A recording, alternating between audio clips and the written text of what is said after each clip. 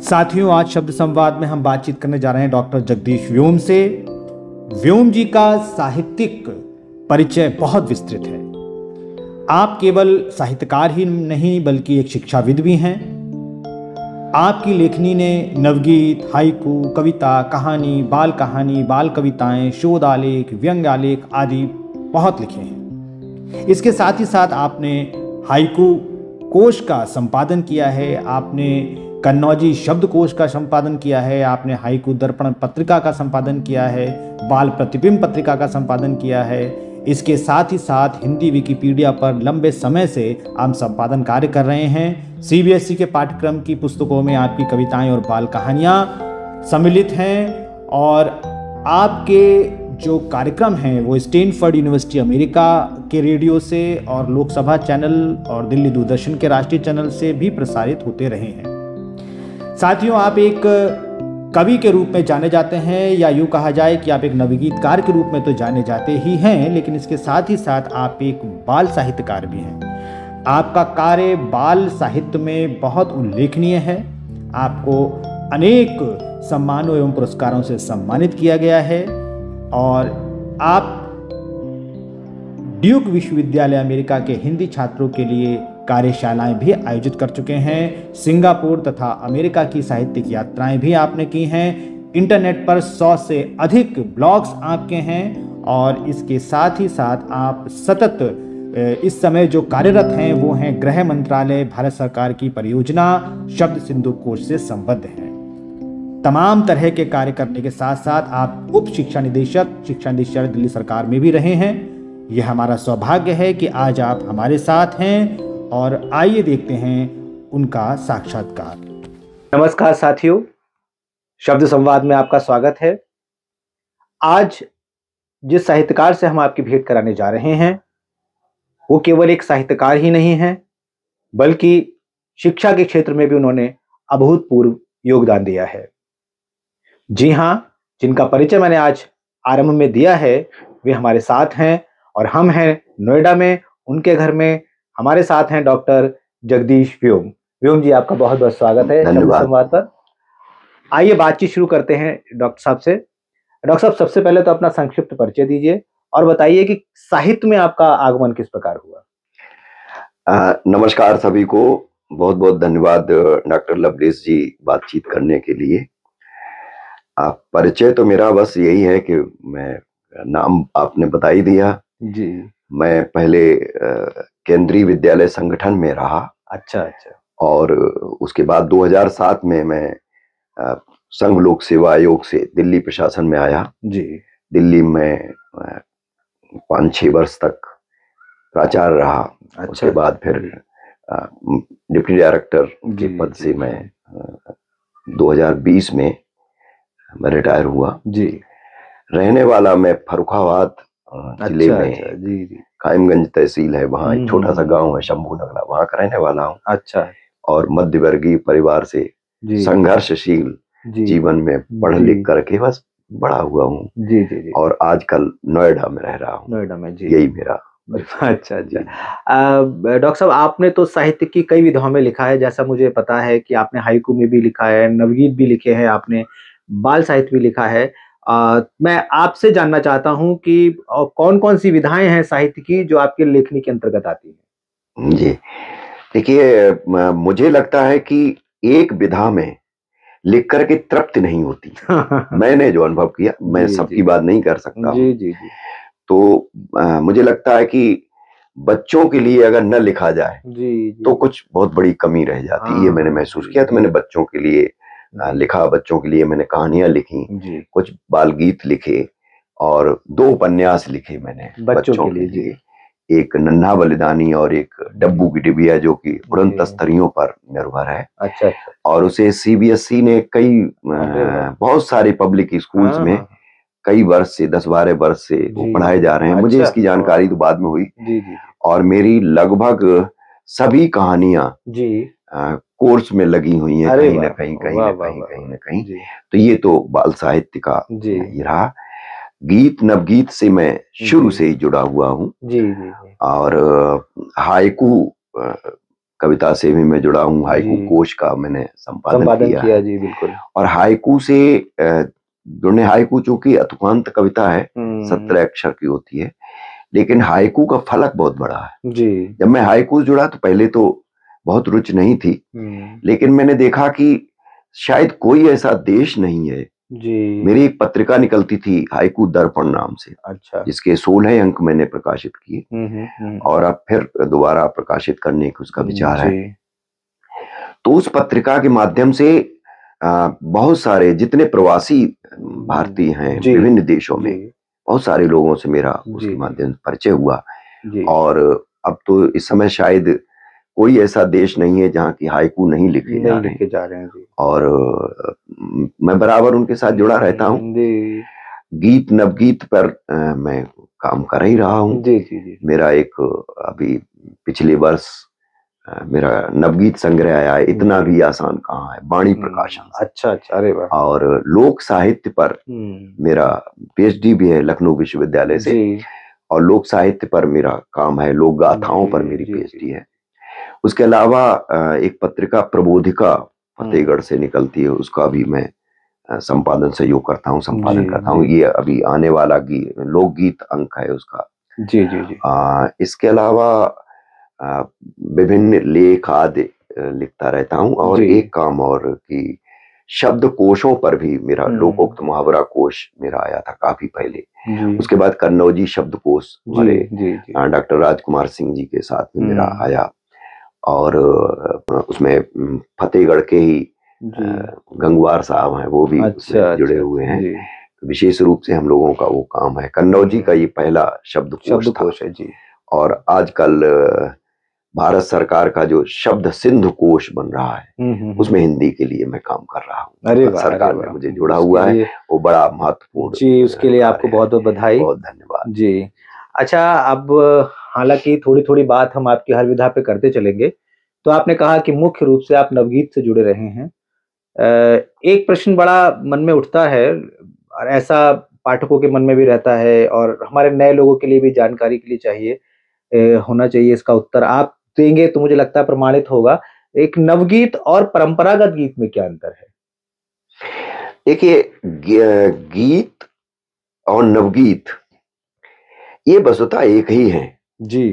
देखिए, गीत में हर कविता, गीत को पहले छोड़ दें लवलेश जी, कोई भी विधा हो, आप गजल को ले लिए या और पारंपरिक कोई विधा ले लीजिए, विधाएं अपने समय के साथ, समय के जो सामयिक संदर्भ हैं उनसे जुड़ती जाती हैं और जो विधा अपने समय के अनुरूप नहीं चलती है, बदलती नहीं है, वो विधा मुझे लगता कि खत्म हो जाती है।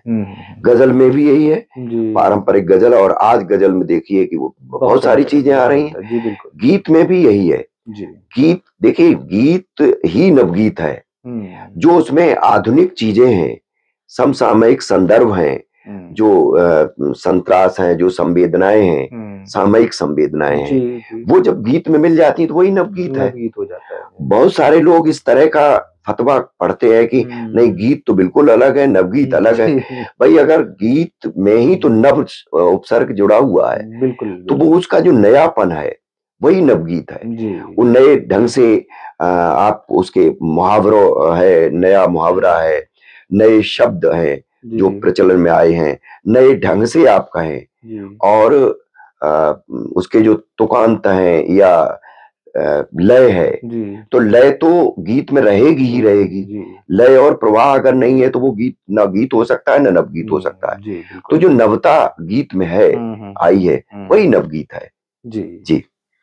अब कहने का अभिप्राय यह है कि जो हमारे सामयिक संदर्भ हैं और जो पीड़ा है, जो वेदना है, जो आज हमारे समय की जो समस्याएं हैं, संकट है, जो चुनौतियां हैं, उनका जो अभिव्यक्ति है वो गीत में है, तो वो नवगीत कहलाता है। बिल्कुल, आपने बहुत अच्छा इसका उत्तर दिया है। अच्छा, एक और प्रश्न था कि गीत या कविता या यूँ कहूँ कि साहित्य सृजन के लिए, क्योंकि आपने तो बहुत लिखा है, बच्चों के लिए भी लिखा है आपने और वैसे भी लिखा है काफ़ी, तो क्या आवश्यक है, अनुभूति या अनुभव?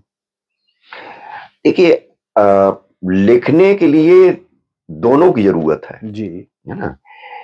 अनुभव तो आप दूसरों के भी ले सकते हैं, पुस्तकों से ले सकते हैं, सुने हुए ले सकते हैं। बिना अनुभव के आप आगे नहीं चल सकते, बिना अनुभव के आपकी बात नहीं बनेगी। अनुभूतियां वो होती हैं जो आप स्वयं अनुभव करते हैं। तो जब कविता में ऐसा भी नहीं कहा जा सकता है कि केवल अपनी अनुभूति को ही कवि लिखेगा, ऐसा भी नहीं होता। कभी कभी जो दूसरों की अनुभूतियां होती हैं, जो दूसरों के अनुभव होते हैं, उन्हें भी स्वानुभूति मान करके एक जो कल्पना है, जो फंतासी है, उसके माध्यम से कवि प्रस्तुत करता है। और इनके पीछे जो मुख्य उद्देश्य है वो यही है कि हमारा जो दृष्टिकोण है वो सकारात्मक होना चाहिए। अगर नकारात्मकता हमारे अनुभव में है तो हम उसे भी इस तरह से प्रस्तुत करें कविता में कि वो आने वाले पाठकों के लिए या जो हमारा पाठक वर्ग है उसमें एक सकारात्मकता का जो प्रेरणा है वो उत्पन्न करे, न कि नकारात्मकता का। तो मतलब हर प्रकार से सकारात्मक रहना चाहिए। बिल्कुल बिल्कुल, मेरा तो यही मानना है कि नकारात्मकता अगर हमें साहित्य में भी देनी है तो हम ऐसा साहित्य सर्जन न करें। सही बात है। कुछ एक प्रेरणा मिलनी चाहिए साहित्य पढ़ने के बाद। बिल्कुल बिल्कुल, है ना, हम सही, बिल्कुल सही आपने कहा है। और आप जैसे साहित्यकारों से ही ये उम्मीद है कि वो साहित्य की सही परिभाषा दे पाएंगे। तो मित्रों, व्योम जी ने बिल्कुल सही कहा कि साहित्य वही है जो सकारात्मक है, जो प्रेरित करता है। एक बात और मुझे पूछनी थी, हालांकि अभी एक प्रश्न था मेरे मन में ये, लेकिन उसमें आपने बता ही दिया कि हम दूसरे की अनुभवों को लेकर के भी, स्वानुभूति करके भी सृजन कर सकते हैं। तो यहाँ प्रश्न ये पूछना था, आपने बाल साहित्य तो बहुत लिखा है, आपने भी बताया कि बाल साहित्य की आपकी पुस्तकें, कहानियां पाठ्यक्रम में भी लगी हुई हैं। बच्चों के लिए लिखना आसान है या बड़ों के लिए लिखना आसान है, आपके हिसाब से ये बताइए। ये बड़ा सा प्रश्न है। मुझे लगता है बच्चों के लिए लिखना ज्यादा कठिन है। अच्छा, बड़ों के लिए लिखना आसान? बड़ों के लिए आसान तो वो भी नहीं है जी। लेकिन बड़ों के लिए आपको ये विचार नहीं करना पड़ता है कि आपकी भाषा का स्तर कैसा है। कठिन भाषा हो जाती तो भी उस तरह का वर्ग आपको मिल जाएगा जी। आप उसमें प्रतीकों का प्रयोग करेंगे तो प्रतीक भी जो पाठक वर्ग है उस स्तर का पाठक है तो उसको समझ लेगा। आप उसमें बिंबों का प्रयोग करेंगे, आप अलंकारों का प्रयोग करेंगे समय। बच्चों के साथ आप ये नहीं कर सकते। बच्चों के लिए आप पहले तो ये देखना पड़ेगा कि किस वय, किस अवस्था के बच्चों के लिए आप लिख रहे हैं। और विशेष रूप से बच्चों के लिए जब भी लिखा जाता है तो उसमें आपको लय का बहुत ध्यान रखना पड़ेगा। अच्छा, लय बच्चे बहुत पसंद करते हैं। और आप तो बरेली से हैं जी। निरंकार देव सेवक का जो आप साहित्य देख लीजिए, बाल साहित्य देख लीजिए, तो शायद ही कोई ऐसा मिले कि जिसमें आपको लगे कि हाँ नहीं ये बाल साहित्य किस स्तर का नहीं है। तो बाल साहित्य में भाषा का बहुत महत्व है, बहुत ध्यान रखना पड़ता है। दूसरे ये कि आपको अगर बाल मनोविज्ञान की जानकारी नहीं है तो भी आप बाल साहित्य नहीं लिख सकते।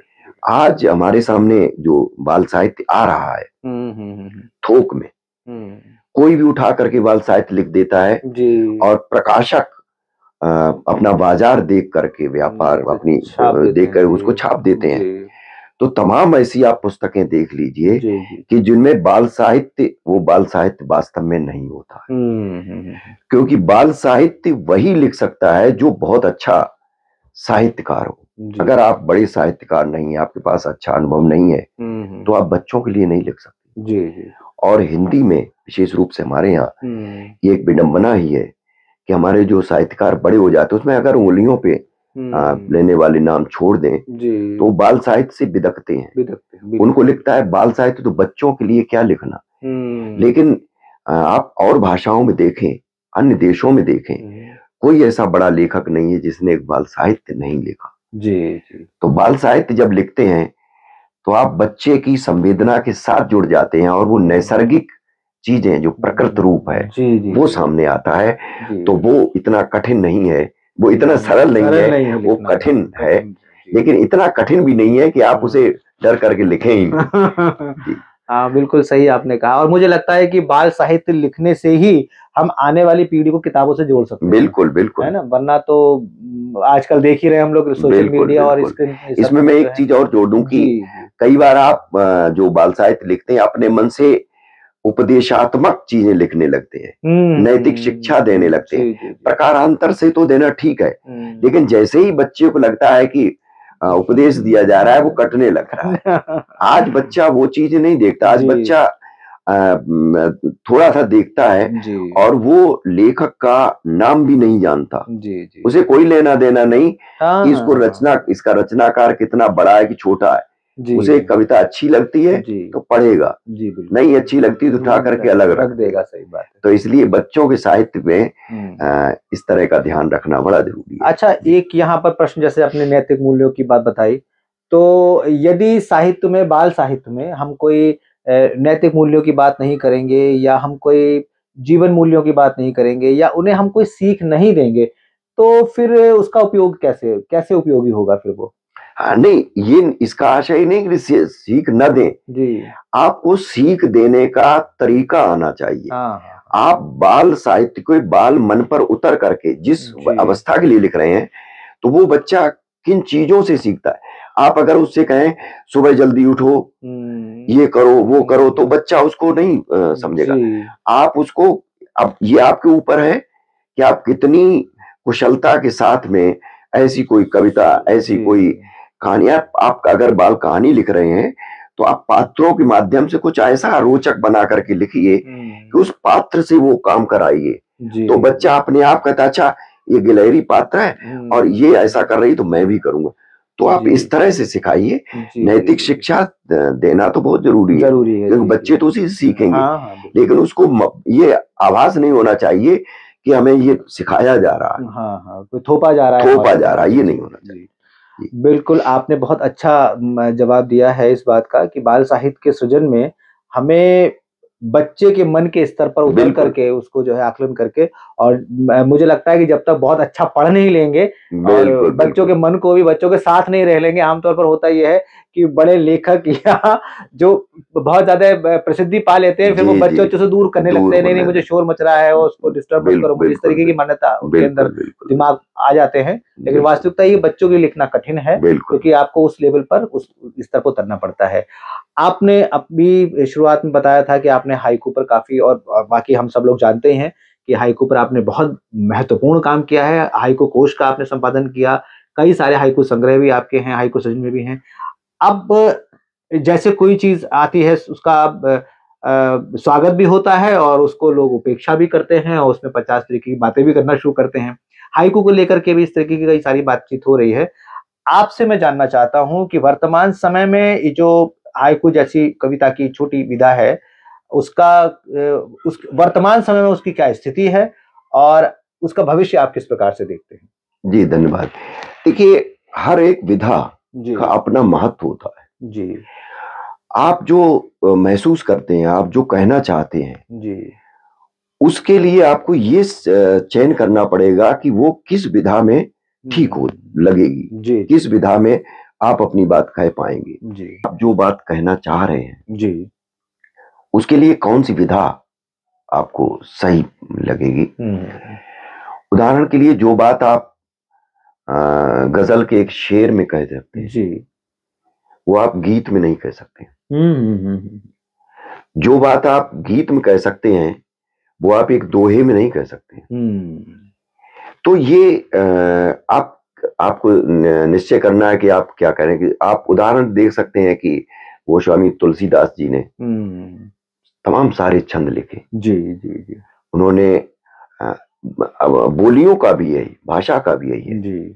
अगर वो कवितावली ब्रज भाषा में लिखते हैं, हुँ। तो रामचरितमानस वो अवधी में लिखते बिल्कुल, बिल्कुल। हैं, है नहीं? तो और उसमें दोहा भी है, सोरठा भी है, हर गीतिका भी है, बहुत सारी छंद हैं। तो जो बात आप किस विधा में कह सकते हैं। जी। अब रही छांदस कविता और बिना छंद की कविता, हुँ। तो हाइकू भी इसीलिए आया। और एक बात और मैं बता दूं हाइकू के बारे में कुछ कहने से पहले, कि आप किसी विधा को जी। आप कितना उसका प्रचार करिए, हुँ। या आप उसकी बुराई करिए। जी। अगर विधा में वह सामर्थ्य है तो वह आगे बढ़ेगी, अन्यथा नहीं बढ़ेगी। बिल्कुल सही बात। हाइकू जापानी कविता है, जापान से आया जी। और करीब 50-60 वर्ष तो हो ही गए हैं। रविन्द्रनाथ टैगोर जब जापान गए तो वो 3 हाइकू का अनुवाद किया। उसके बाद अज्ञेय जी गए, उसके बाद प्रोफेसर सत्यभूषण वर्मा ने जो जेएनयू में थे बहुत सारा काम किया, और उसके बाद हम लोग काम कर रहे हैं, कमलेश भट्ट जी, कमल और हम हाइकू में काम कर रहे हैं। हाइकू एक तो तुकांत नहीं है, अतुकांत कविता है। अच्छा। और हाइकू में बहुत थोड़े शब्दों में, यानी शब्दों को क्या, अक्षरों में, 17 अक्षर मात्र में आपको अपनी बात कहनी पड़ती है। एक क्षणिक, यानी एक क्षण का जो आपका अनुभव है वो हाइकू में उतारना, और ऐसा अनुभव कोई चलते फिरते भी कर सकता है। आप फूल के पास बैठे हुए हैं तो हाइकू लिखने के लिए आपको ये देखना होगा कि आप जब तक उसका ढंग से निरीक्षण नहीं करेंगे, जैसे उदाहरण के लिए आप एक किसी पौधे के पास बैठ गए, आपको फूल आपने देखा, आप 1-2 मिनट उसको टकटकी लगा करके आप उसे देखें तो आपको कुछ ऐसा लगेगा कि कुछ आप लिख सकते हैं। और जब इस तरह का अनुभव करके आप कोई हाइकू लिखेंगे तो वो मौलिक हाइकू होगा, है ना। और हाइकू में जो सबसे बड़ी जिसको कमी भी कह सकते हैं कि कोई भी व्यक्ति ये देखता है कि 17 अक्षर में बात करनी है तो वो कुछ भी 3 पंक्तियों में और 17 अक्षर में लिखने लगता है। और ये भी देखा गया है, हम लोगों ने बहुत सारा, मैंने हाइकू कोश के संपादन किया तो देखा कि महीने भर में लोगों ने 300, 400 या 1,000 हाइकू लिखे, और उसमें से जब छांटा जाए, देखा जाए तो फिर 2-4 हाइकू ही वहां मिलते हैं। तो हाइकू का भविष्य अच्छा है। और विशेष रूप से जो हिंदी साहित्य के विद्यार्थी नहीं रहे हैं, वैज्ञानिक हैं, बड़े पद पर हैं और या और कहीं हैं, तो वो भी हाइकू से इसलिए जुड़े हैं क्योंकि इस समय मेरे साथ शायद कोई ऐसा देश नहीं है जहाँ के लोग हाइकू के माध्यम से नहीं जुड़े हुए हैं। तो उसका कारण यही है कि वो भी समझते हैं कि वो लिख सकते हैं। अगर गजल में कहीं काफिया रदीफ की गड़बड़ है तो वो जो उस्ताद लोग हैं वो पकड़ लेंगे, दोहे में या और कहीं अगर मात्राएं कम बढ़े तो वो भी पकड़ लेंगे, गीत नवगीत में भी। हाइकू में अगर उसके पास में कुछ विचार है, बढ़िया सा अनुभव है, तो वह 17 अक्षर में लिख सकता है और वो भी एक रचनाकार बन सकता है। तो ये हाइकू का एक बहुत बड़ा जो उसका अच्छा सकारात्मक पहलू है वो है। और हाइकू का भविष्य अच्छा है, निरंतर संख्या बढ़ती जा रही है। बिल्कुल। और हाइकू लोग लिख रहे हैं और उनमें बहुत अच्छे अच्छे हाइकू भी आ रहे हैं। जी बिल्कुल। अच्छा, एक जो आजकल एक चीज हम देखते हैं कि लघु विधाएं ज्यादा चर्चित हो जाती हैं। हाइकू भी कविता की अभी तक की मैं समझता हूँ सूक्ष्मतम विधा है। जी। और कथा साहित्य में लघु कथा आ गई है, तो क्या ये संभव है, हम ये मान के चले कि अब जो समय चल रहा है ये लघु विधाओं के लिए है? क्योंकि मुझे ऐसा लगता है कि ये विधाएं भी समय सापेक्ष होती हैं। एक समय था प्रबंध काव्य लिखे जाते थे, अब संभवतः कोई 1-2 ही प्रबंध काव्य दिखाई देते हैं। इसके बाद पद रचनाएं आई, फिर आजकल का समय बिल्कुल कॉम्पैक्ट जिसको कहना चाहिए वो हो गया है। तो लघु कथा या हाइकू या ऐसी छोटी-छोटी जो विधाएं हैं, क्या हम ये मान के चलें कि अब जो समय आएगा वो इनका आएगा लघु विधाओं का? देखिए, ये आपने सही कहा लवलेश जी कि आज जो समय है हर व्यक्ति आज व्यस्त है और उसके पास लंबा लंबा साहित्य पढ़ने का समय नहीं है जी। और ये केवल अभी 2-4 साल में नहीं है, ये कुछ समय से रामधारी सिंह दिनकर जी ने एक कविता लिखी थी कि लंबे नहीं छोटे गान लिखो, है ना, एक उनकी छोटी सी कविता है। तो उसमें भी वो यही कहते हैं कि छोटे आख्यान लिखो, छोटी कविता लिखो। तो आशय यही है कि आज लंबी कविताएं पढ़ने का लोगों के पास समय नहीं है।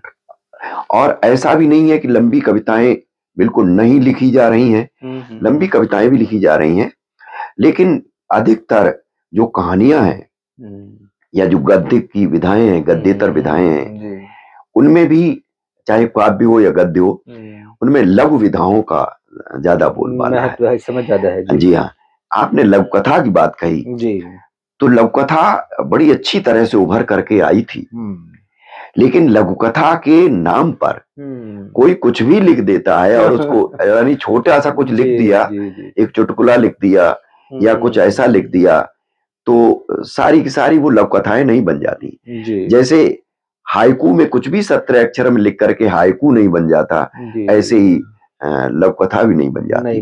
तो उसमें कुछ ऐसा होना चाहिए कि थोड़े शब्दों में आपने कुछ ऐसा दे दिया जो कि लोगों को प्रभावित कर सके, तो तभी आपकी कुशलता है, तभी आपका कवि कौशल है। अन्यथा छोटी और बड़ी से मतलब नहीं है। और इसमें चुनौती थोड़ी ये है कि थोड़े शब्दों में कोई बात कहना अधिक कठिन होता है। बिल्कुल, अधिक शब्दों में आप बहुत सारा, अब आप अगर लंबी कहानी लिखते हो तो उसमें बहुत सारा आपको समय मिलेगा, लेकिन इसमें जो होता है, चाहे वो हाइकू हो या छोटी छोटी विधाएं हो, इसमें एक तरह का शब्द पात होता है। हिंदी साहित्य में जो शब्द पात होता है, यानी उस शब्द की जगह कोई और शब्द आप नहीं रख सकते, या जब ये आ जाए कि इस शब्द को हटाना मुश्किल है, नहीं हटा सकते, और जब लगे कि इस शब्द के बिना भी काम चल सकता है, तो मुझे लगता है ऐसे शब्दों को कई बार पढ़ करके रचनाकार को हटा देना चाहिए, ताकि उसमें वही शब्द रहें जो कि आप कहना चाहते हैं, जिससे आपकी अनुभूति जो है वो सही सही अभिव्यक्ति पा सके। बिल्कुल, बहुत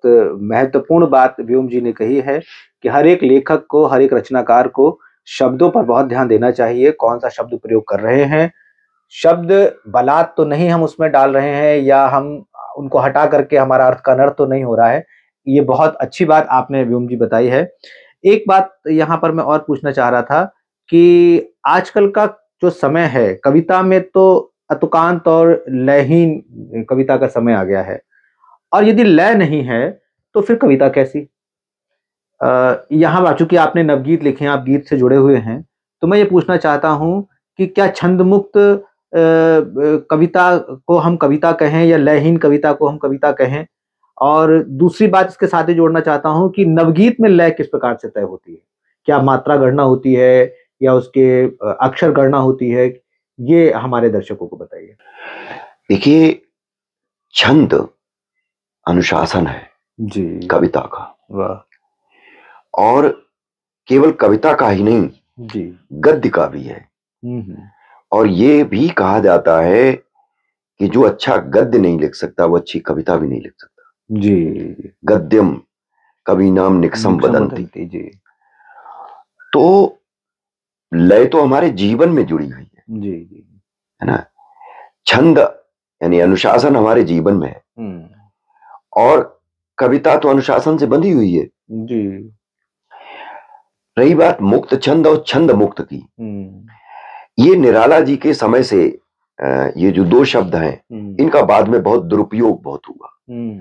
निराला जी ने, चूंकि निराला छंद के व्यक्ति थे बिल्कुल, और छंद उनको सिद्ध था, तो जिसको जो छंद को सिद्ध कर चुका है वह छंद को तोड़ सकता है जी। जो छंद को जानता ही नहीं, हाँ, वो छंद के बारे में कुछ नहीं कह सकता, छंद को तोड़ नहीं सकता। निराला ने मुक्त छंद यानी छंद को मुक्त करने की बात कही थी कि पारंपरिक जो छंद है उसके अलावा भी आप छंद निर्मित कर सकते हैं, लेकिन छंद अनिवार्य है जी। लेकिन उसको लोगों ने उल्टा कर लिया और कह दिया कि छंद मुक्त, यानी जिसमें छंद ही न हो। तो ये एक दुष्प्रचार सा किया गया। आप कविताओं को देखिए, अगर उसमें लय और प्रवाह नहीं है, छंद आपके अनुसार हो सकता है, छंद बड़ा छोटा हो सकता है, उसकी मात्राएं आप तय कर सकते हैं। जरूरी नहीं कि वो उसकी 13-11 मात्राएं हों, 26 मात्राएं हों या 31 मात्राएं हों या और कुछ किसी तरह की मात्रा आप अपने हिसाब से रखिए, लेकिन जो आपने एक उसका विधान बना लिया है, जो एक अनुशासन तय कर लिया है, आपको फिर कविता में उसको निर्वहन उसका करना है। ये आपके ऊपर निर्भर करता है। अब इसका दुरुपयोग ये किया गया, जिसको कविता से कुछ लेना देना नहीं, उसने कुछ भी कह देता है और वो लिखता है कि ये मेरी कविता है। तो ये और इसके पीछे अब ये सोचा जा सकता है या कहा जा सकता है या इस पर कोई प्रश्न भी कर सकता है कि भाई फिर ऐसी कविताएं तो बहुत चलती हैं, बहुत सारी पुस्तकें हैं। तो ये एक दुर्भाग्य रहा कि ऐसी कविताओं को भी कविता कहा गया कि जो कविताएं नहीं है। कविता में भले ही छंद न हो, जो जिनको हम अतुकांत कविता कहते हैं, देखिए तुकांत तो हमारे यहाँ पहले भी नहीं था। आप संस्कृत साहित्य को देख लें, उसमें कहीं तुकांत नहीं, लेकिन अनुशासन है, एक छंद है। सबसे पहले तुकांत का प्रयोग सिद्ध साहित्य में हुआ और वो दोहे में हुआ। उससे पहले तुकांत आपको कहीं नहीं मिलता, संस्कृत साहित्य में नहीं मिलता। तो तुकांत कोई जरूरी नहीं कविता के लिए, बिल्कुल जरूरी नहीं है, लेकिन लय जरूरी है, उसका जो प्रवाह जरूरी है। और लय और प्रवाह होगा तो वह कविता चिरजीवी होगी। नवगीत में बस यही बात है। नवगीत में छंद आप कोई भी प्रयोग कर सकते हैं, लेकिन उसका जो प्रवाह है, उसकी जो लय है, वो निरंतर बनी रहनी चाहिए। यही नवगीत की विशेषता है। और वो इसलिए है कि तमाम ऐसे विषय हैं जिसको आप इस तरह से प्रस्तुत कर सकते हैं, जो समसामयिक संदर्भ है, समसामयिक विषय हैं, उन्हें आप उनको प्रस्तुत करने के लिए आप अपना छंद निर्मित कर लीजिए। बिल्कुल सही आपने कहा है कि छंद जो है एक अनुशासन है, और अगर अनुशासन नहीं है तो फिर कविता कैसी। आप जैसे बड़े साहित्यकारों से ही बात जब निकलती है तो उसकी आगे भी मान्यता होती है। एक अजीब सा परिवेश इस समय साहित्य में देखा जा रहा है, दोनों ही जगह देखा जा रहा है, लेखन में भी देखा जा रहा है और मंचों पर भी देखा जा रहा है। मुझे लगता है आप चूंकि जुड़े हुए हैं तो आपको पता ही होगा। तो ऐसे परिवेश को लेकर साहित्य की जो स्थिति आज हो रही है, उसके बारे में आपके क्या विचार हैं? थोड़ा प्रश्न को और स्पष्ट करिए कि आप क्या मैं ये पूछना चाह रहा हूं कि कि अभी हाल ही में एक वीडियो ऐसा आ रहा है कि एक बहुत बड़े साहित्यिक मंच पर, बड़े नामी गिरामी साहित्यिक मंच पर, जिस प्रकार के लोग साहित्य के लिए प्रचार के लिए आ रहे हैं, फिल्मों के लोग आ रहे हैं और मॉडल्स आ रहे हैं, और दुख की बात यह है कि उनको देखने मतलब साहित्य में उनका क्या स्थान है, मुझे समझ में नहीं आ रहा। इस तरीके के प्रयोग हैं, ये क्या है मुझे नहीं मालूम, लेकिन ऐसी स्थितियों से साहित्य पर क्या प्रभाव पड़ेगा? हमारे जो आने वाली पीढ़ी है, जो आजकल की युवा पीढ़ी है, जो साहित्य को तो फिर इसी दृष्टि से समझेगी, इसमें आप क्या कहना चाह रहे हैं? देखिए डॉक्टर लवलेश जी, आपने अच्छा ये प्रश्न किया है और ये इस पर मंथन होना चाहिए। जी बिल्कुल। मंच तो आप साहित्य से बहुत दूर हो गए हैं। मुझे लगता है जो मंची कविता, आप एक का दुक्का उसको आप बात को छोड़ सकते हैं, जी। उसको साहित्य कहीं से नहीं कह सकते। साहित्य से जोड़ना, बस यही सबसे बड़ा दुर्भाग्य है कि उसको साहित्य जो से कह दिया जाता है। और जो हमारी पीढ़ी है, नई पीढ़ी है, युवा पीढ़ी है, वो ये समझ लेती है या समझने का उसको ये समझना पड़ सकता है ना, कि यही साहित्य है। उसका साहित्य से कुछ लेना देना नहीं।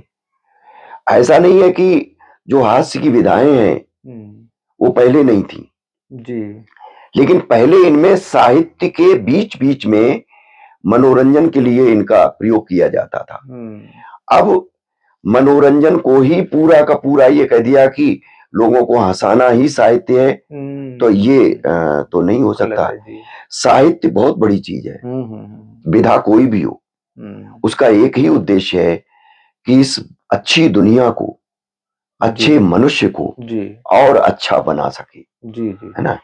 और केवल उसकी जो विद्रूपताएं हैं, चाहे वो व्यक्ति की हो या हमारी व्यवस्था की हो, उनको खिल्ली उड़ाना, उनको और प्रश्रय देना, ये साहित्य नहीं है। साहित्य तो जहां कमी देखता है उस कमी को दूर करने के लिए प्रयास किया जाता है। रही बात मंच पर जो कविता है, तो मंच की कविता तो खत्म हो चुकी। मंच पर बड़े अच्छे अच्छे लोग जिनमें बहुत सारी संभावनाएं थी, उसी तरह के चुटकुले नहीं, अश्लीलता पर उतर आते, जो कि कभी कभी तो मेरा अनुभव ये रहा है कि कई बार मुझे बीच में एक दो जगह से उठ करके ही आना पड़ा, मंच छोड़ करके। तो वहां और ऐसा भी नहीं है कि उनमें प्रतिभाएं नहीं है। जब मैंने अलग से बात की तो उनके पास प्रतिभा है, लेकिन उनका कहना है कि लोग तो ऐसे ही सुनना चाहते हैं। तो उनके लिए फिर कोई जवाब नहीं। अगर आप ने केवल पैसे के लिए ये सब कर रहे हैं तो केवल यही काम नहीं बचा है। साहित्य को आप मुक्त कर दें, साहित्य से साहित्य को छोड़ दें। साहित्य बड़ी चीज है और साहित्य में अध्ययन की बहुत आवश्यकता होती है। अगर आपने ठीक से पढ़ा नहीं है, आप एक गीत लिखने के लिए आपको बहुत सारा पढ़ना पड़ेगा। आप एक उपन्यास लिखते हैं तो केवल आप कपोल कल्पनाएं नहीं कर सकते। आप जिस शहर पर उपन्यास लिख रहे हैं, मैंने सुना है कि आप भी एक उपन्यास लिखने जा रहे हैं, तो मैं इसलिए इस पर कहना चाहूंगा कि आप वहां की जो परंपराएं हैं, वहां की जो लोक भाषा है, वहां की जो लोक परंपराएं हैं, वहां के जो लोक मुहावरे हैं, वहां की जो व्यवस्थाएं जुड़ी रही हैं, वहां का इतिहास जुड़ा रहा है, जो कि बहुत सारा सामने नहीं आ पाया। तो ऐसे जब वो चीजें साहित्य के माध्यम से उभर करके आती हैं तो लोगों को लगता है कि उन्होंने इस साहित्य के माध्यम से बहुत कुछ जान लिया, समझ लिया। तो मैं तो यही कहना चाहूंगा। बिल्कुल सही कहा आपने। साहित्य को पैसा कमाने के लिए नहीं समझना चाहिए। यदि धनोपार्जन ही करना है तो फिर उसको साहित्य से अलग कर देना चाहिए। साहित्य एक साधना है और साधना के लिए सबसे आवश्यक है अध्ययन करना। अध्ययन बहुत जरूरी है। एक और प्रश्न मैं फिर से घूम करके नवगीत पर आ रहा हूं कि नवगीत के पाठक और रचनाकार बड़े सीमित हैं, तो ऐसा क्यों है? मतलब जिस तरह से आज आप देखें कि गजल में काम हो रहा है, दोहे भी खूब आ रहे हैं, गजल संग्रह भी काफी आ रहे हैं, नवगीत में इतना नहीं आ पा रहा है, तो इसका क्या कारण आप मानते हैं? देखिए, ऐसा तो मुझे नहीं लगता कि नवगीत में कम पुस्तकें आ रही हैं। अच्छा। पुस्तकें बहुत आ रही हैं जी, और अच्छे नवगीत भी आ रहे हैं। लेकिन विधाओं के साथ में जी मैं फिर वही कहूंगा कि मैं सारी विधाओं की बात करता हूं। मैं एक विधा, मुझे तो सभी विधाएं अच्छी लगती हैं जी।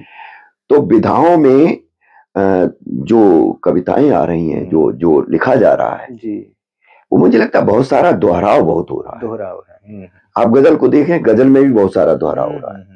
मैं आजकल एक काम कर रहा हूँ कि जो मुझे बहुत अच्छे शेर लगते हैं जी, उन शेरों को मैं संकलन कर रहा हूँ। अरे वाह! मैंने करीब 700 शेर इस समय संकलित किए हैं, क्योंकि मैं गजल नहीं लिखता। तो बहुत सारी मैंने गजलें पढ़ी, उसी तरह का एक लिख रहा है, उसी तरह का दूसरा लिख रहा है। दोहों में भी यही हो रहा है जी। और ये इसलिए हो रहा है कि होड़ मची हुई है जी, कि मेरी कितनी पुस्तकें आ गई, आपकी कितनी पुस्तकें आएंगी, मेरी कितनी पुस्तकें आ गई। लोग अपना परिचय देते समय कहते हैं मेरी 50वीं पुस्तक है, मेरी 70वीं पुस्तक है, मेरी दोहों की, मेरे 2000 दोहे हो गए हैं।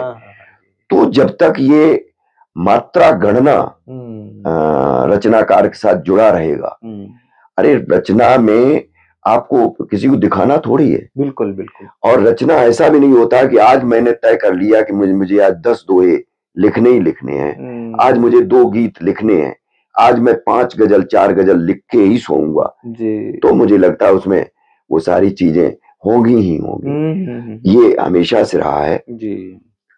तो नवगीत में देखिए, नवगीत में जो पारंपरिक चीजें हैं जी, जो पहले सभी विधाओं में पारंपरिक थी, गजल में भी जो पारंपरिक थी, तो पहले वो कोठे से नीचे नहीं उतरती थी। प्रेम और आंखों और ये 4-6 शब्द हैं, हर उसमें शराब शबाब यही सारा चीज होती थी।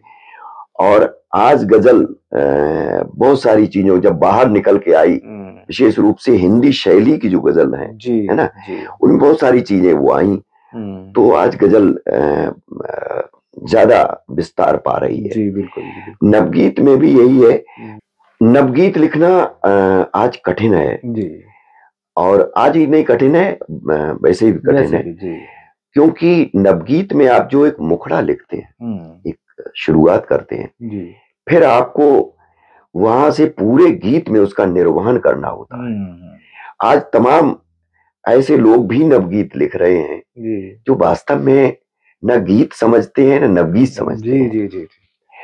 अब आप केवल लय और उसकी मात्राएं, आपने प्रश्न किया था कि मात्राएं तो गिनी, मात्रिक छंद है, मात्राएं तो गिनी ही जाएंगी जी।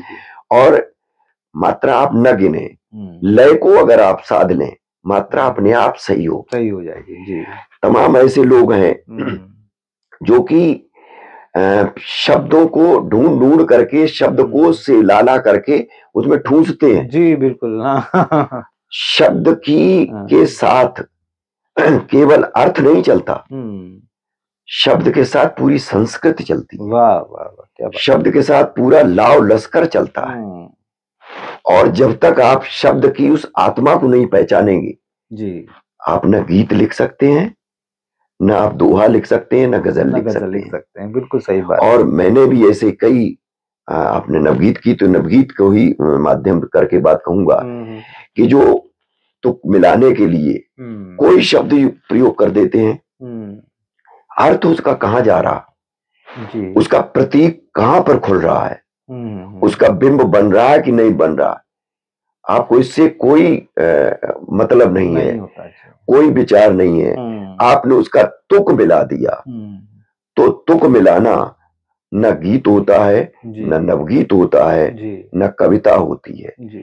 आपके साथ में अगर आप साहित्य लिख रहे हैं, आप नवगीत लिख रहे हैं, तो आपको देखना होगा कि आप जो बात कह रहे हैं उसमें लय और प्रवाह तो रहना ही चाहिए, लेकिन मुख्य जो उसकी आत्मा है वो कथ्य है जी। बिल्कुल, वो कथ्य को आप निरंतर उसको साधें, तभी आप अच्छा नवगीत लिख सकते हैं। तो नवगीत में जितने लोग हैं उनमें सब के सब अच्छे नवगीतकार नहीं हैं। और एक बात मैं इसके साथ और जोड़ दूं कि कोई अगर किसी ने 100 नवगीत लिखे हैं या 100 गजलें लिखी हैं या 100 दोहे लिखे हैं, तो जरूरी नहीं कि उसके सब के सब एक समान हों। उसमें कुछ अच्छे भी होंगे, कुछ खराब भी होंगे। तो जो बहुत मात्रा में लिखा जा रहा है उसी में से कुछ छट करके अच्छा भी आ रहा है, और जो अच्छा है समय उसको रखेगा, नहीं तो सबको निकाल के बाहर कर देगा। ये इसकी चिंता हमें बहुत ज्यादा नहीं करनी चाहिए। समय का जो छटना है वो सब उसका थोथे को निकाल के बाहर कर देगा जी। बिल्कुल सही बात है कि जो सत साहित्य है वही चलेगा, वरना समय उसको निकाल के बाहर कर देगा। व्योम जी ने बिल्कुल, व्योम जी के उत्तर बिल्कुल ऐसे हैं जो एक सूक्तियों की तरह प्रयोग किए जा सकते हैं। व्योम जी, आजकल का दौर जो है विमर्शों का है। आप जिधर देखें, वो पत्रिकाओं में भी देखें आप, तो विमर्शों पर केंद्रित अंक निकल रहे हैं और एक लंबे समय से चलता चला आ रहा है। एक बड़ा छोटा सा प्रश्न मेरा यहाँ पर यह है कि जो जिन वर्गों के लिए हम विमर्श शुरू करते हैं, तो क्या उसका लाभ उन वर्गों तक पहुंचता है, या विमर्श केवल पढ़ने पढ़ाने के लिए या बहस करने के लिए, या सीधे सीधे बोलो तो लाइमलाइट में आने के लिए रह गए? डॉक्टर लवलेश जी, ये प्रश्न आपने ऐसा किया कि इस पर बहुत सारे समय तक बात की जा सकती है। जी बिल्कुल। और मैं जो कहना चाहूंगा, हो सकता है कुछ लोगों को अच्छा न भी लगे, लेकिन मैं अपनी बात कहता हूं, वो आप कितना उससे सहमत हैं आप जाने। जो विमर्श हम देखते हैं आजकल, चाहे वो नारी विमर्श हो या मजदूरों के लिए विमर्श हो या अन्य विमर्श हो, तो वो विमर्श कम होता है या नहीं होता है ना। स्वयं को आप प्रचार करने के लिए इस तरह के काम ज्यादा हो रहे हैं। उसमें ऐसा नहीं है कि अपवाद न अपवाद हो सकते हैं, अपवाद है। आप जिस उदाहरण के लिए आप जिस नारी वर्ग का विमर्श करते हैं, गिनी चुनी मुट्ठी भर महिलाएं या कुछ पुरुष बैठ करके एक पंच सितारा होटल में बैठ करके उसकी चर्चा करते हैं। सही माने में देखा जाए, मैंने लोक साहित्य पे काम किया है जी, मैं लोक भाषा से जुड़ा हुआ हूँ, बिल्कुल, लोक जीवन से जुड़ा रहा हूँ, संघर्ष सहा है मैंने। आप उन महिलाओं को गांव में जाकर के देखिए, आपका विमर्श कहाँ है वहां। जिस तरह की बिंदुओं को, जिस विचारों को जो आप जिस पे विमर्श करते हैं, वो आप केवल मुट्ठी भर महिलाओं के लिए हो सकता है, वो एक लोक की जो महिला है उसके लिए नहीं हो सकता।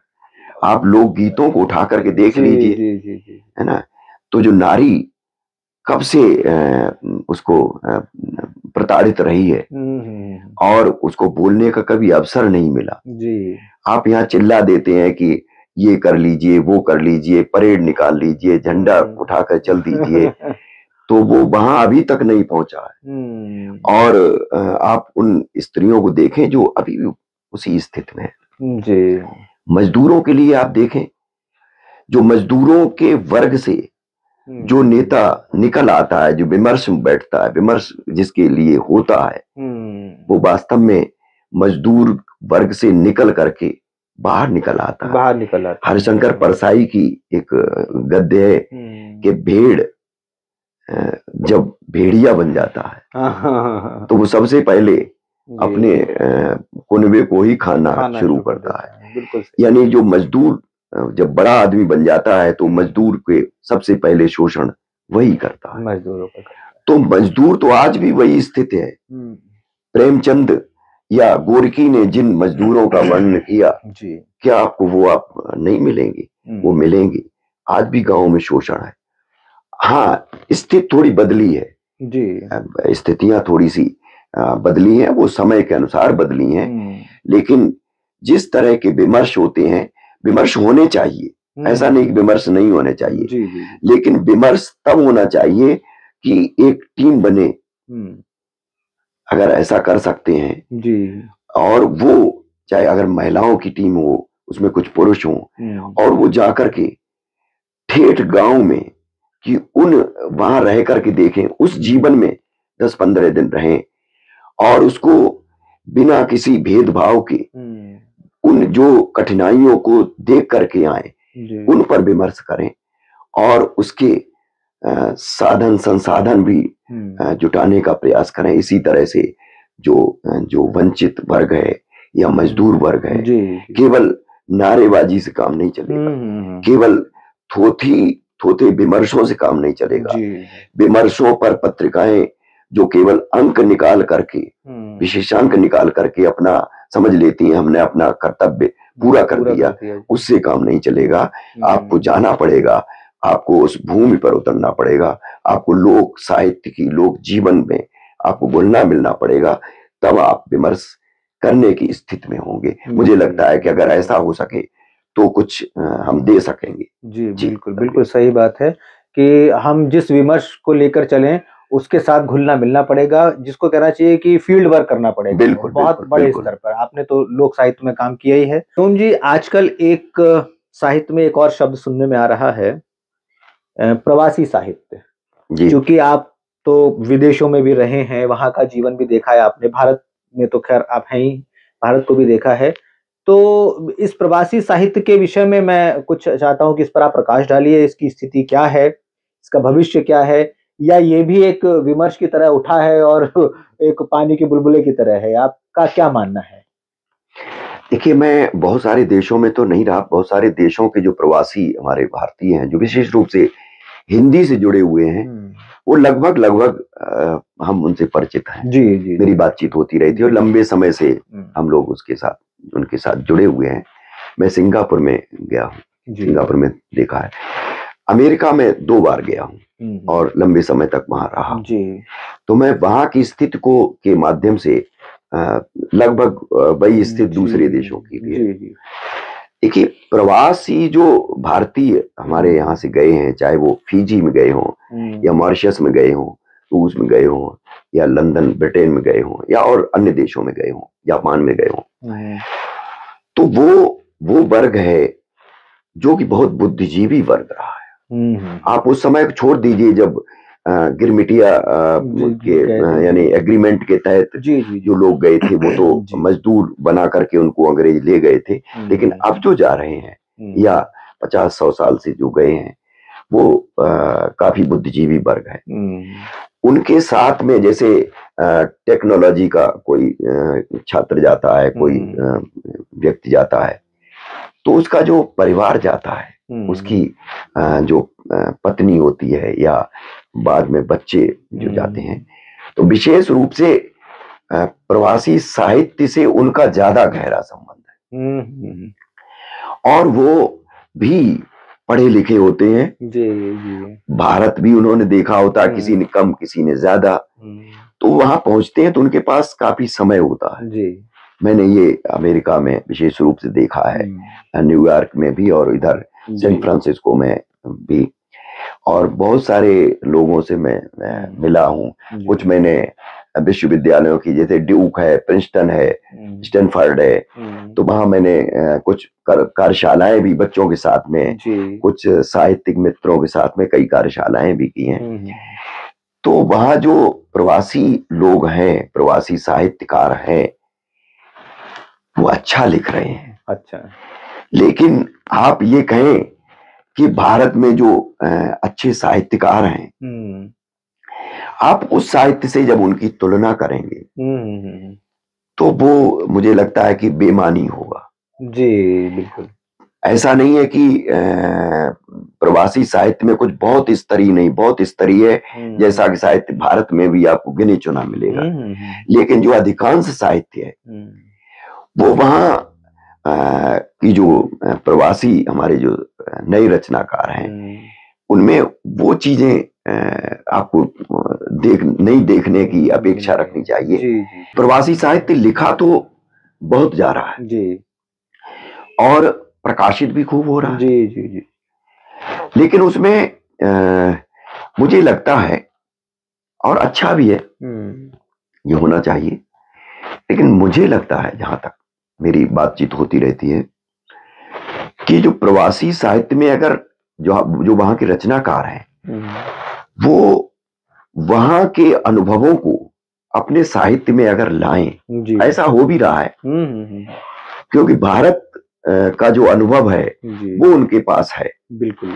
और जब हम अपने देश से, अपनी संस्कृति से दूर होते, अपने घर से दूर होते हैं, तो हम उसके ज्यादा नजदीक होते हैं जी, जी। ये मतलब बात को रेखांकित करना चाहूंगा कि जब हम अपने घर से, अपनी संस्कृति से, अपने परिवार से, अपने देश से दूर होते हैं, तो हम उसके ज्यादा निकट होते हैं। ये मैंने अनुभव भी किया है जी। तो इसलिए वो वहां भारत उनको बहुत याद आता है। मैंने देखा है कि वहां यहाँ की जो परंपराएं हैं, लोग छोटे स्तर पर ही सही वो उनसे जुड़े रहते हैं जी, और उन सबको वो लिखते हैं अपने रचनाओं में, अपने साहित्य में जी। आप छंद की दृष्टि से उनका छंद थोड़ा सा ऊपर नीचे हो सकता है, मात्राएं कम ज्यादा हो सकती हैं, शब्दों के प्रयोग आप उनसे ऐसा नहीं अपेक्षा कर सकते हैं बहुत सारे मजे हुए ही शब्द हों, लेकिन जो उनके भाव होते हैं वो बड़े मार्मिक होते हैं, बहुत धारदार होते हैं। तो मैं यही कहना चाहूंगा कि वो जो प्रवासी रचनाकार हैं, वो अपने प्रवास के अनुभवों को साहित्य में ज्यादा लाने की कोशिश करें जी, क्योंकि उनके पास जो अनुभव है वो भारत के साहित्यकारों के पास कभी नहीं है बिल्कुल, और हो भी नहीं सकता। अगर हम भारत में बैठ करके अमेरिका की किसी झील का, किसी वहां के लोक उत्सव का, या किसी दृश्य का, पहाड़ का, मौसम का हम चित्रण करेंगे तो हम उसके साथ न्याय नहीं करेंगे। हम या तो विकिपीडिया का सहारा लेंगे या और कहीं से लेंगे, तो वो एक तरह की जूठन कहलाएगी। लेकिन जब वो जो लोग उसको अनुभव कर रहे हैं, जो वहां देख रहे हैं, उनके पास इतनी चीजें हैं, बहुत सारा कुछ है, उन सबको अगर वो कविता में या कविता की अन्य विधाओं में वो अगर उसको लाते हैं तो वो उनका मौलिक लेखन होगा और वो प्रवासी साहित्य बहुत अधिक महत्वपूर्ण भी होगा। और इस तरह से कुछ लिखा भी जा रहा, जो ऐसा नहीं कर रहे हैं मेरा इशारा उनकी ओर है। जी बिल्कुल बिल्कुल सही कहा। प्रवासी साहित्य का जैसे जिस तरह से होना चाहिए, हालांकि कई लेखक लिख भी रहे हैं वैसा कि वहीं जहाँ जिस भूमि पर वो रह रहे हैं अपने देश से दूर, वहाँ की संस्कृति, वहाँ की भाषा, वहाँ का जो खान पान है उसको चित्रित कर रहे हैं। और कुछ लोग ऐसा भी कर रहे हैं कि वहां जाकर के भी वो भारत की ही बात लिख रहे हैं जी। तो उनके लिए व्योम जी का यही एक सुझाव है कि वे अगर अपनी जहां जिस धरती पर रह रहे हैं वहां को चित्रित करेंगे तो ज्यादा उसका उपयोग किया जाएगा, वो ज्यादा उपयोगी रहेगा। अब एक प्रश्न और यहाँ पर मैं पूछना चाह रहा हूँ जो हमारी नई पीढ़ी से संबंधित है। आजकल सारी की सारी जो नई पीढ़ी है उसका डिजिटल मीडिया के साथ जुड़ाव हो चुका है, स्क्रीन टाइम उनका बढ़ता चला जा रहा है और यहाँ तक कि अगर कोई पढ़ना भी चाहता है तो वो सबसे पहले मोबाइल या लैपटॉप या टैबलेट को खोल के उस पर पढ़ता है। तो ऐसे क्या उपाय किए जाएं कि उनको फिर से हम किताबों की तरफ लेकर के आए? देखिए, समय के साथ सारी व्यवस्थाएं बदलती हैं जी। जो डिजिटल मीडिया है, आप कोई अगर ये कहे कि नहीं अब डिजिटल नहीं, अब हम केवल प्रिंट मीडिया पर ही आएंगे तो ये भी मुश्किल है। जी जी। और अगर ये कहा जाए या कहा जा रहा है कि प्रिंट मीडिया अब खत्म हो गया, ये भी बेमानी चीज है, बेकार की बात है। प्रिंट मीडिया अपनी जगह है, डिजिटल मीडिया अपनी जगह है। जी। आज भी जो डिजिटल से भी लोग जुड़े हुए हैं, प्रिंट से भी जुड़े हुए हैं। आपने कहा कि प्रिंट मीडिया की तरफ उनका ध्यान और अधिक आकर्षित हो, शायद यही आपका आशा है। किताबों से कैसे जोड़ें उनको? जी। तो देखिए, किताबें के लिए मैं ये कहना चाहूंगा कि किताबों की जो अंधाधुंध मात्रा आ रही है जी, जो लाखों किताबें छप रही हैं, इस पर हमें एक बार बहुत गहन चिंतन करना पड़ेगा। जी। विशेष रूप से हमारे प्रकाशक जो हैं वो बिल्कुल व्यवसायी बन गए हैं। पहले प्रकाशक जो होता था वो उसकी एक टीम हुआ करती थी कि जब वो टीम कह देती थी कि हाँ ये पुस्तक प्रकाशन योग्य है तब वो प्रकाशित होती थी। जी। आज वो नहीं है। आप कुछ भी लिखें, प्रकाशक आपसे कहेगा कि इतना पैसा दे दीजिए आपकी किताब आ जाए, प्रकाशक उसको उठा करके नहीं देखेगा। जी। तो ऐसे में तमाम रद्दी, जी, जिसको आप रफ भाषा में कहें तो कचरा भी आ रहा है। और ऐसी पुस्तकें हर एक क्षेत्र में आ रही हैं। जी। जो लेखक नहीं है वो भी लेखक बनने के लिए कुछ भी लिख करके और उसको प्रकाशित कर देते हैं।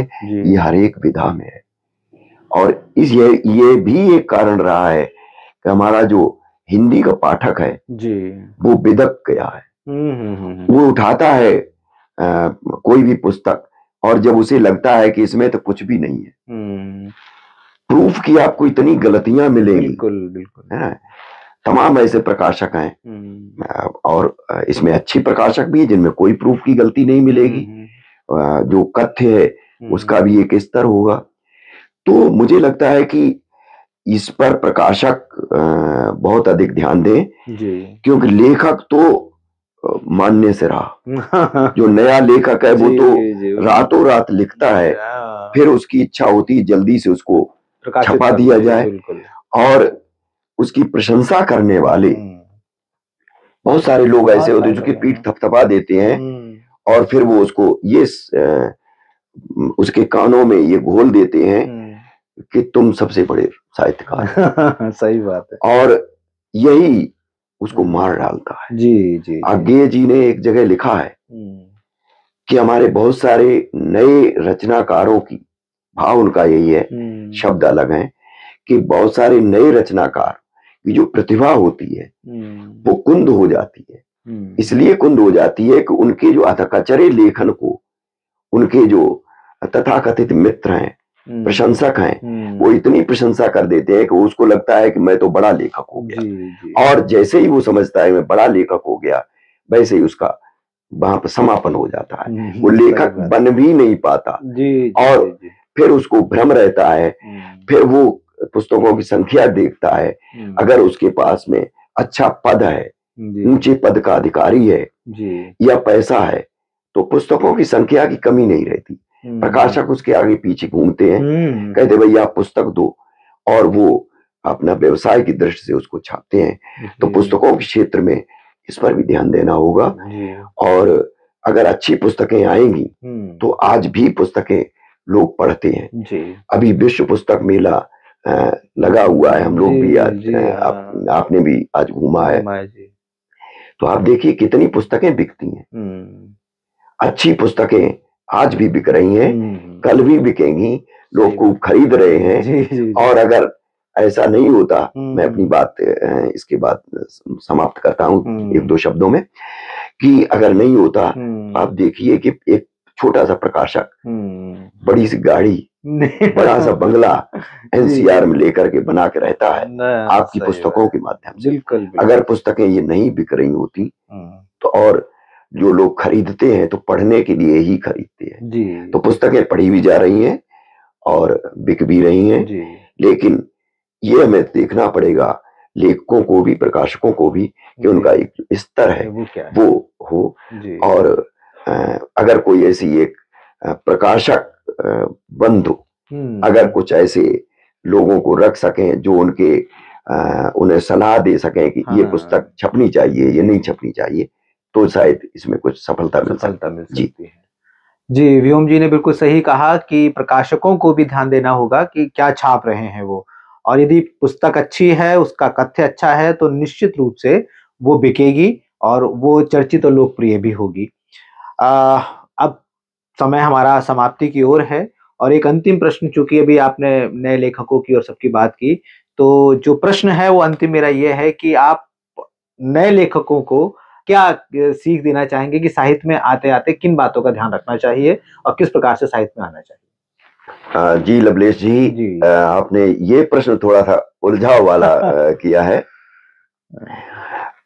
नए लेखक या पुराने लेखक, मुझे लगता है कि ये अवस्था के हिसाब से तय नहीं होता और किसी की पुस्तकों की संख्या के हिसाब से भी नहीं होता। लेकिन दुर्भाग्य ये है कि हम, जिसकी उम्र ज्यादा होती है उसको हम कहते हैं कि पुराना लेखक है। आज अगर देखें, एक ये चल रहा है कि हर व्यक्ति अपने को वरिष्ठ लेखक कहता है, वरिष्ठ साहित्यकार, और नहीं कहते, खुद अपने को लिखने लगते। अगर किसी मंच का कवि अगर किसी दूसरे देश में भारत की सीमा को लांग आया और वहां वो चुटकुले पढ़ा आया तो अपने को फिर वो अंतरराष्ट्रीय कवि कहने लगता है। तो देश की सीमा से बाहर जाकर के आप लौट आए, कविता पढ़ाएं या कोई किसी और विधा में कोई काम कराएं, और फिर आपको अपने को अंतरराष्ट्रीय स्तर का लेखक कहने लगे, तो ये हास्यास्पद है। बिल्कुल, न कोई नया लेखक है न पुराना लेखक है। तमाम ऐसे लेखक जिनकी पहली रचना आई और पहली रचना इतनी प्रभावशाली हुई कि पुराने लेखक ने चाहे जिंदगी भर लिखा हुआ ऐसी एक कविता नहीं लिख पाया। जी बिल्कुल, तो ये कभी नहीं मानना चाहिए कि कोई मैं नया हूं। लेकिन जो नए बच्चे आ रहे हैं, नए लेखक आ रहे हैं, या पहली में शुरू में जो शुरुआत कर रहे हैं लेखन की, उन्हें पढ़ने की बहुत आवश्यकता है। मैंने बहुत सारे ऐसे नए युवा पीढ़ी के लेखक देखे हैं जो पढ़ते नहीं, और उनमें जो प्रतिभा है, गजब की प्रतिभा है। वो एक बार किसी दृश्य को चित्रित करना चाहें तो उनके पास भाषा भी है और शब्द भी हैं, लेकिन अगर वो पढ़ेंगे नहीं तो अनुभव नहीं होगा। तो वो अनुभव तो आपको पुस्तकों से आएगा, और पुस्तकें आप मंच के लोगों की जो पुस्तकें हैं उन्हीं तक प्रभावित न रहें। मैंने देखा कि उनसे अगर किसी नए बच्चे से पूछें भाई किस किस को पढ़ा है, तो वो 3-4 नाम लेता है मंच के चुटकुले बाजों के, और तो बस वहां पर फिर उससे आगे कोई प्रश्न करने का मन नहीं होता, क्योंकि उसने कुछ पढ़ा नहीं। और ये दुर्भाग्य है कि हमने उनको, जिनके पास साहित्य नाम की कोई चीज नहीं है, उन्हें हमने साहित्यकार घोषित कर दिया। ये हमारे मंचों की कमी है, ये हमारे मीडिया की कमी है, और मीडिया ने यहाँ अपना काम नहीं किया है। तो मैं यही कहना चाहूंगा कि आज बहुत सारे पुस्तकालय हैं, संग्रहालय हैं। यहाँ अगर दिल्ली एनसीआर में रहते हैं तो म्यूजियम है, वहां जाएं आप, पुस्तकालयों में पुरानी पुस्तकों को देखें। आप जो प्रतिष्ठित लेखक हैं, संदर्भ ग्रंथ हैं, उन्हें आप देखें, शब्दकोश से जुड़े और शब्दों के वास्तविक अर्थ को समझें, और तब आप लिखें। दूसरा ये कि जो नई पीढ़ी है, विशेष रूप से जो गांव की भी पीढ़ी है, गांव के भी बच्चे हैं, वो भले ही गांव के आप कह लीजिए, वो अब लोक से नहीं जुड़े हैं जी। और ये नए नहीं, पुराने लोगों के लिए भी मैं कहना चाहूंगा कि जो कवि, जो साहित्यकार लोक जीवन से नहीं जुड़ा है, उसकी रचना बहुत दिनों तक नहीं चलेगी। अगर आप सिनेमा के गीतों को देख लीजिए, या आप बड़े साहित्यकारों को देख लीजिए, बड़े नामों को आप ले लीजिए, जिसके साहित्य में लोक परंपराएं, लोक जीवन, लोक भाषा, लोक मुहावरे, लोकोक्तियां या लोक के जो संदर्भ आते हैं, तो वही रचनाएं चिरजीवी होती हैं जी। बिल्कुल। इसको मैं इस तरह भी कहूंगा कि राम कथा पर वाल्मीकि जी ने संस्कृत में रामायण लिखी जी। तुलसीदास जी ने भी पहले अवधि में नहीं लिखी थी, पहली जो रामायण लिखी वो संस्कृत में थी। अच्छा। और वो कठिन भाषा में थी। उनके गुरु ने जब वो लेकर के गए तो कह दिया कि भाई इसको गंगा जी में फेंक दो। ये हो सकता है कि ये केवल कहने सुनने की बात हो, लेकिन इसका जो मर्म है उसे हमें समझना चाहिए कि तुलसीदास जैसा संस्कृत के वो प्रकांड पंडित थे जी। बिल्कुल। हिंदी पर उनका जो भाषा है उस पर बहुत बड़ा अध्ययन था। ब्रज भाषा उस समय कविता की भाषा थी, उनका उस पर बहुत अध्ययन था जी। लेकिन उन्होंने रामचरितमानस को अवधि में लिखा जी। और अवधि में इसलिए लिखा कि वो जो लोक जीवन से जिसके लिए वो कहना चाहते थे, अर्थात आप साहित्य किसके लिए लिख रहे हैं, आपको ये देखना होगा। अगर आपको लगता है कि आप उस मजदूर वर्ग के लिए लिख रहे हैं, आप गांव के लिए लिख रहे हैं, आप ग्रामीण जनता के लिए लिख रहे हैं, आप लोक जीवन के लिए लिख रहे हैं, तो फिर आपको उनके स्तर पर आना पड़ेगा, आपको उनकी बातें लेनी पड़ेगी, आपको उनकी भाषा में बात करनी पड़ेगी। तो ये नए लोग, जो नए बच्चे हैं, नए लोग जो हैं, नए रचनाकार हैं, वो लोक जीवन से थोड़ा सा जुड़ करके जिन्होंने रचनाएं की हैं, उनकी रचनाएं आप देखिए, कई नाम है, नाम यहाँ लेकर के एक दो नाम नहीं लेना चाहूंगा, तो आप लोग खुद देखें कि आप उनसे जुड़ करके जो लिखेंगे, आप किसी की कविताओं को पढ़ करके उसकी नकल मत मारिए।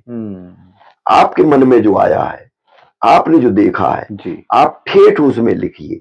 आपके पास जो भाषा है उसमें लिखिए, आप बोली में साहित्य लिखिए। आपके पास अगर ब्रज है, आप अवधी के हैं, आप मैथिली के हैं, राजस्थानी के हैं, बुंदेली के हैं, आप जिस बोली को, कुमायूं के हैं, आप जिस बोली के हैं, भोजपुरी के हैं, तो आप उस बोली में लिखिए साहित्य को जी। और देखिए आप अच्छा साहित्य सर्जन करेंगे। बिल्कुल।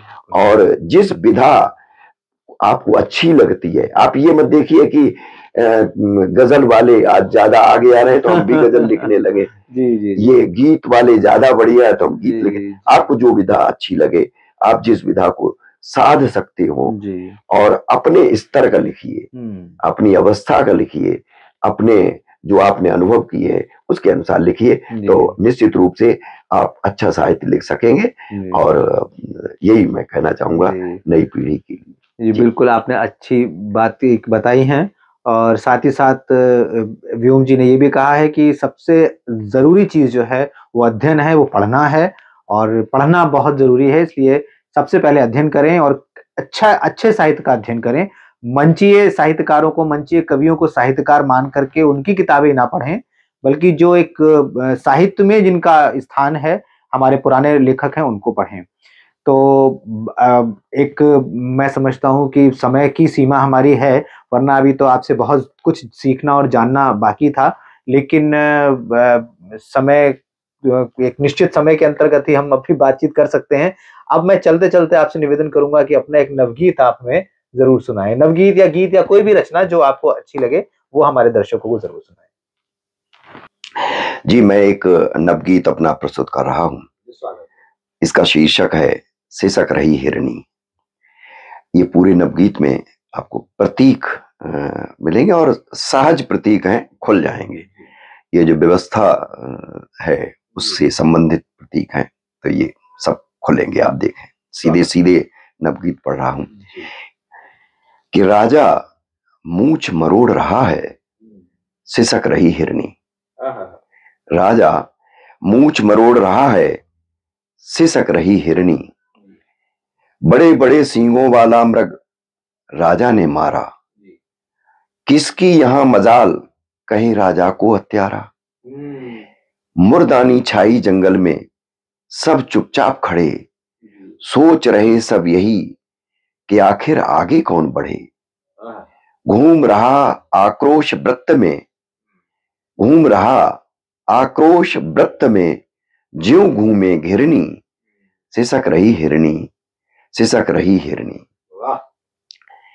एक कहीं से स्वर उभरा, मुंह सबने उचकाए, दबे पड़े साहस के सहसा पंख उभर आए।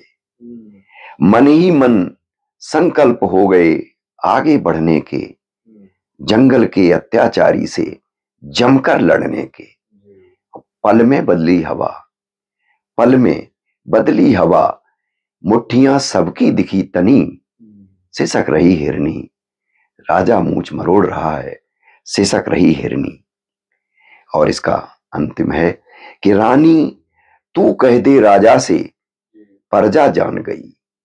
रानी तू कह दे राजा से, प्रजा जान गई। अब अपनी अकूत ताकत प्रजा पहचान गई। और मचल गई जिस दिन प्रजा, सिंहासन डोलेगा। शोषक की औकात कहां, कुछ आकर बोलेगा। उठो उठो सब उठो, उठेगी पूरी विकट बनी। राजा मूछ मरोड़ रहा है, सिसक रही हिरनी, सिसक रही हिरनी, सिसक रही हिरनी। वाह वाह वाह वाह वाह वाह व्योम जी, बहुत बहुत धन्यवाद। आपने इतना अच्छा गीत सुनाया और हमारे चैनल शब्द संवाद को अपना इतना समय दिया। आपका बहुत बहुत धन्यवाद। आपका भी बहुत बहुत धन्यवाद और सभी श्रोताओं का, सभी पाठकों का बहुत धन्यवाद। लवलेश जी, आप बहुत महत्वपूर्ण काम कर रहे हैं और इस बहाने से साहित्य की अलग अलग विधाओं की आप जो चर्चा कर रहे हैं वो महत्वपूर्ण है। बहुत बहुत धन्यवाद। मुझसे भी आपने बात की। नमस्कार। धन्यवाद। तो साथियों, आज डॉक्टर जगदीश व्योम जी से उनके निवास नोएडा में बहुत लंबी बातें हुई और साहित्य की अलग अलग विधाओं के विषय में हमने बातचीत की, साहित्य के विषय में बातचीत की, लोक साहित्य के विषय में बातचीत की, प्रवासी साहित्य के विषय में बातचीत की। और अब चलते चलते मैं निवेदन करना चाहता हूं कि यदि आपने अभी तक मेरे चैनल को सब्सक्राइब नहीं किया है तो इसको सब्सक्राइब करें, लाइक और कमेंट करें। साथ ही साथ ये भी बताएं कि ये कार्यक्रम आपको कैसा लगा और शब्द संवाद पर आने वाले कार्यक्रम आपको कैसे लगते हैं, जिससे कि हम ऐसे ही अच्छे अच्छे कार्यक्रम आपके लिए लाते रहें। तो देखते रहिए शब्द संवाद। बहुत बहुत धन्यवाद।